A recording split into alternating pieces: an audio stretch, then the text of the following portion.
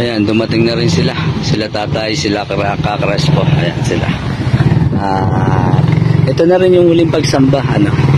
Dahil araw ng linggo ngayon. Ito po yung sa lokal na areas. Usually, sa buong lokal naman yata. Minsan nga yung iba, 6 AM lang or 10 AM. End na ng pagsamba ng weekly natin. Kaya ayan, dito tayo nag-enjoy.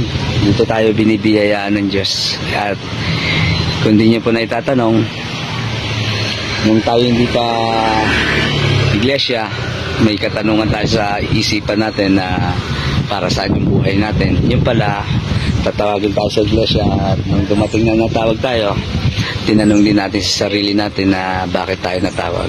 At ngayon, nakita na natin yung kaukulan kung bakit tayo nasa loob ng iglesia, kundi ayun, maglingkod, mangalaga at panatag na tayo. Bagamat may pagsubok, nakikita naman natin na nararanasan natin na tinutulungan tayo ng Ama na ibigay yung lunas at nararamdaman natin yan sa bawat pagtupad natin. Binibigyan niya tayo ng pag-asa kung ano man yung mga pagsubok na nasa harapan natin. Pinaparamdam niya na magtiwala lang tayo, basta gumawa tayo, sumunod tayo sa kalooban niya. Ang Ama ang bahala. Walang imposible sa Ama. Sa kanyang pangyarihan, kaya niyang ibigay yung lunas ng pagsubok natin. Kaya mga kapatid, huwag tayo patinag sa mga sunod.